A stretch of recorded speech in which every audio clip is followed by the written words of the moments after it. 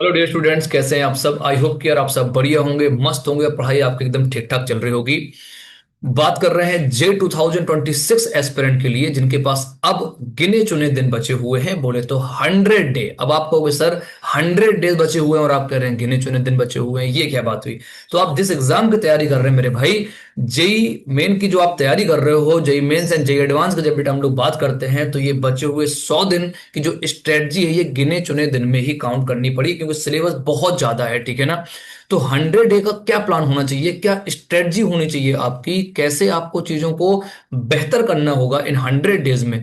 जो student in 100 day में सही प्लान कर गया, सही स्ट्रेटजी को फॉलो कर गया, वो समझो कि जेई में सिलेक्ट हो गया। और जो स्टूडेंट सही प्लान नहीं कर पाया, डिप्रेशन में चला गया, इन 100 डेज में हो सकता है बहुत सारे बच्चे बहुत अच्छा कर रहे हो, लेकिन इन 100 डेज में यदि वो उस सिलेबस को रिवाइज नहीं कर पाया, पीवाईक्यू अच्छे से नहीं कर पाया, मॉक नहीं कर पाया, तो हो सकता है कि वो जेई की जर्नी से बाहर भी हो जाए। तो ये जो 100 डेज है ये आपके लिए गेम चेंजर साबित होने वाले हैं। मैं आपसे एक दो बातें आज करने आया हूं, और वो बातें सिर्फ ये हैं कि आपका प्लान क्या होना चाहिए, क्या माइंडसेट आपका होना चाहिए 100 डेज का। तो कुछ दिन पहले अपडेट आया एनटीए की साइड से कि भैया इसी मंथ से, यानी कि अक्टूबर मंथ से अब आपके ऑनलाइन फॉर्म स्टार्ट हो जाएंगे। सो मोस्ट प्रोबेबली कि थर्ड वीक ऑफ अक्टूबर या फिर लास्ट वीक ऑफ अक्टूबर से ये फॉर्म फिलिंग की प्रोसेस शुरू हो सकती है। तो अब ये फॉर्म फिलिंग की प्रोसेस शुरू हो जाएगी और आपका एग्जाम जैन में होना है फर्स्ट। भाई जो पहला सेशन है अपना वो जैन में, और दूसरा सेशन अपना अप्रैल में होना है, ये बात आप सबको पहले से पता है। और फिलहाल एनटीए ने ये बात अपने अपडेट में आपको बताई भी थी, ठीक है ना। तो जैन में जो पेपर होना है वो आई थिंक जो हमेशा का जो ट्रेंड है कि वो थर्ड वीक के आसपास जैन में, और या फिर अपना लास्ट वीक के आसपास, तो वो तो एकदम फिक्स है उनका। तो जैन में एग्जाम होना है, तो आपके पास ऐसे समझो कि 100 डे आपका पूरा पूरा आपके पास है। और इन 100 डेज में आपकी क्या स्ट्रेटजी होनी चाहिए उसकी अपन बात करने वाले हैं। देखिए पहले तो मैं उन बातों की बात करता हूं कि जो आपको नहीं करना है, क्या आपको करना है क्या नहीं करना है इन 100 डेज में। तो सबसे पहला काम जो आपको नहीं करना है वो है कि जो दिन भर आप मोबाइल उठाया, इंस्टाग्राम, व्हाट्सएप, फेसबुक, ऐसे डिफरेंट डिफरेंट चीजों पे आपको नहीं जाना। यहां थोड़ा सा आपको रुकना होगा, आपको सोचना होगा कि यदि आप ज्यादा टाइम अपना सोशल मीडिया पर आप स्पेंड करते थे, तो इन 100 डेज पे आपको एकदम बंद कर देना है। या मैं ऐसे कहूं जिनको बहुत ज्यादा हैबिट है सोशल साइट की, बहुत अपने आप को सेलिब्रिटी मानते हो आप, तो आपको ये करना होगा यार कि कभी कभी आप जाके अपना व्हाट्सएप, या फिर आप कहो कि दिन के सब किसी टाइम पे या इवनिंग या फिर मॉर्निंग में आप उसको यूज कर सकते हो। अब रही बात कि यार कि आजकल सब कुछ अपडेट व्हाट्सएप पे ही होता है, आपका क्लासेस, आपका सिलेबस, स्कूल, दुनिया। तो भैया मेरे, मैं ये आपसे बिल्कुल नहीं कह रहा कि आपको उठाना भी नहीं मोबाइल, आप बिल्कुल उसका यूज कर सकते हो, लेकिन आप जो रील में आप जो टाइम बर्बाद करते हो, जो चीजें दिन भर कर रहे हो, उनको आपको अवॉइड करना है। एक चीज तो सोशल साइड वाली होगी। सेकंड बात जो आपको नहीं करनी, दोस्तों के साथ घंटों बातें।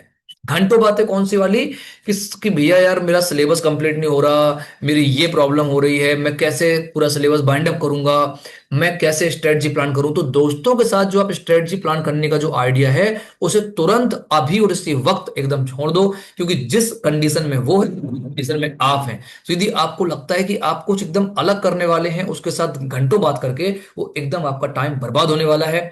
दोस्तों के साथ जो आप अपना टाइम, यदि आप अपना टाइम यूटिलाइज करना चाहते हैं, तो वो आप जब आप उससे मिलो तो भले आप उससे डिस्कशन कर लो कि यार तुमने कितना कवर कर लिया है या क्या आप कवर कर रहे हो। वैसे भी यार मैं बताऊं तो मैं इन सब चीजों पे बिलीव आप बिल्कुल करूंगा नहीं, क्योंकि हर एक स्टूडेंट की पोटेंशियल अलग अलग है।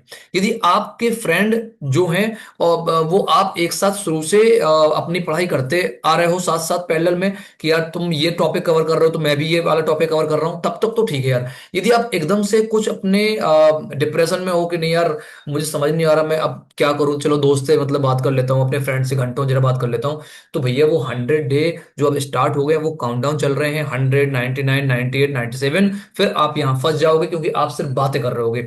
इस समय फिर आप बात किससे करो फिर। क्वेश्चन ये सर कि दोस्तों से यदि बात ना करें तो किससे बात करें।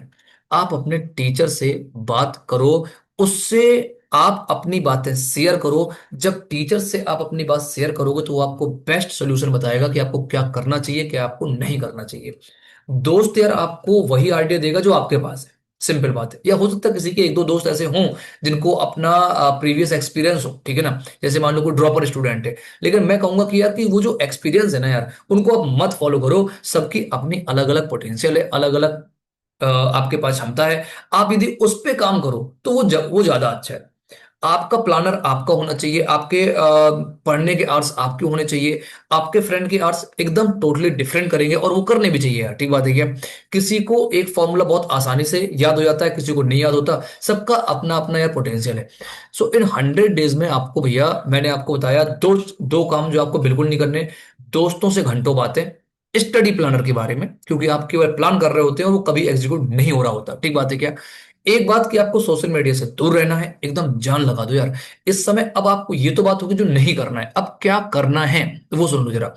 J 2026 एस्पिरेंट के लिए इस समय जो सबसे बढ़िया काम है वो ये है कि आपको अपने जो अच्छे टॉपिक्स हैं या फिर अच्छी यूनिट्स हैं जिनको आपने बहुत पढ़ा है, उनको आपको रिवाइज करना है। और रिवाइज कैसे करोगे, शॉर्ट नोट आपके पास होने चाहिए। तो आपको रिवीजन पे बहुत ध्यान देना है। तो आप अपने शेड्यूल में मतलब जो आपका शेड्यूल है डेली पढ़ने का, उसमें आपको 1 आवर्स का टाइम ऐसा जरूर रखना है जहां पे आप वो फॉर्मूला सीट अपनी रोज आप रिवाइज कर पाओ। वो फॉर्मूले जो सीट है वो गेम चेंजर है, क्योंकि डेली डेली आप क्वेश्चन प्रैक्टिस तो नहीं कर पा रहे हर यूनिट का, लेकिन जो फॉर्मूला जब आप रिवाइज करते हो तो वो आपको जब भी वो क्वेश्चन मिलेगा ना यार, तो एटलीस्ट आप उसे अप्लाई कर पाओगे। तो वो चीजें बड़ी आसान होती हैं आपके लिए। तो फॉर्मूला रिवीजन का जो है, जो शॉर्ट नोट है, वो बड़ा गेम चेंजर है। 1 घंटे आपको उसको रिवाइज करना है। तो ऐसे आप थोड़ा उसको ध्यान में रखो।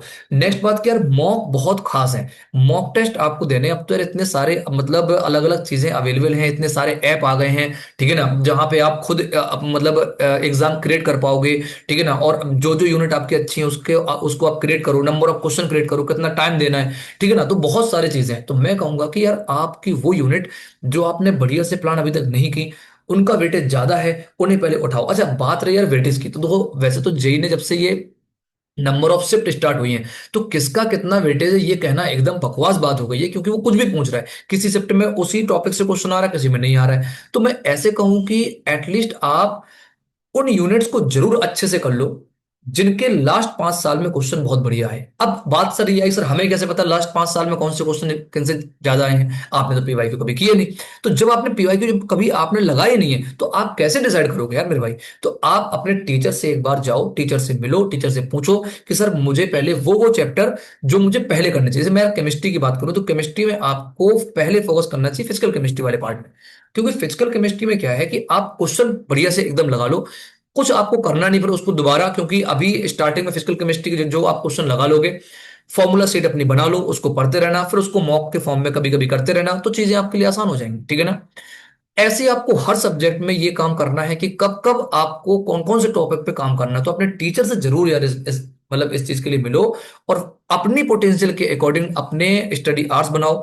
जिनको देर रात तक पढ़ने की आदत है भैया, मैं उनसे बस यही कहूंगा कि आप देर रात का मतलब ये नहीं है कि आप 3 बजे तक पढ़ रहे हो रात में, वो एकदम बर्बादी वाला काम करोगे। मैक्सिमम 1 o'clock तक आप पढ़ सकते हो रात में, यदि आपको रात में पढ़ना अच्छा लगता है तब। उसके बाद भैया सो जाओ, आप बढ़िया थोड़ा सा नींद ले लो, फिर आप सुबह जाग जाओ, ठीक बात है क्या। अच्छा जिन लोग की आदत रात में पढ़ने की नहीं है, तो फिर उनके पास एक तरीका है कि आप 11 या फिर 11:30 के आसपास आप सो जाओ बढ़िया से, फिर आप सुबह अपना जाग जाओ 5 बजे के आसपास, फिर अपना पढ़ाई करना शुरू कर दो। क्योंकि इस समय आपको अपना मेंटली आपको बड़ा प्रिपेयर रहना पड़ेगा, आपको हेल्दी भी रहना है, मेंटली आपको स्ट्रांग रहना पड़ेगा, बहुत ज्यादा चीजों को अवॉइड करनी है। दोस्त और रिलेटिव के फोन कॉल या कुछ भी आपको ऐसा लगता है जो आपको डिस्ट्रैक्ट करता है, उसको एकदम आपको छोड़ना है और लग जाना है पढ़ाई करने यार। आपको कुछ भी दिक्कत है, कोई भी आपको डाउट है, कुछ भी आपको लगता है, तो आप जरूर और जरूर मैसेज करो। आप अपने टीचर से मिलो, उनसे बात करो, और हर सब्जेक्ट टीचर से आप अपनी बात करो। फिजिक्स के टीचर से फिजिक्स की बात करो, केमिस्ट्री वाले से केमिस्ट्री की बात करो, मैथ वाले से मैथ की बात करो। आपको एक मतलब टीचर अपना एक्सपीरियंस शेयर करेगा, साझा करेगा आपको कि क्या आपको करना है, क्या आपको नहीं करना है। अब वैसे मैंने आपको सारे पॉइंट एकदम यार क्लियर कर दिए हैं कि कौन कौन सी बातें हैं जो आपको एकदम अवॉइड कर देनी है। सोशल साइड, दोस्तों से घंटों बातें करना, ठीक बात है क्या। ये 2 पॉइंट तो आपको एकदम दिमाग में बसा लेने हैं। थर्ड बात की यार आपको इफेक्टिव पढ़ाई करना है। एक बात को एकदम ध्यान रखो, आप ऐसे नहीं कि पूरे दिन कॉपी लिए बैठे हो और आपको खुद नहीं समझ में आ रहा कि आप क्या कर रहे हो। आपको बार बार थ्योरी नहीं पढ़नी, आपको पीवाईक्यू लगाने यार, क्वेश्चन प्रैक्टिस करना है आपको, ठीक बात है क्या। चलो यार, सो आई होप कि ये सब बातें आपको काफी हेल्पफुल आपके लिए साबित होंगी। कुछ आपको डाउट है, कुछ भी आपको प्रॉब्लम है, तो आप एक बार जरूर मुझे बताओ, और मैं उसके अकॉर्डिंगली आपकी हेल्प कर पाऊंगा। Okay, thank you very much, good luck.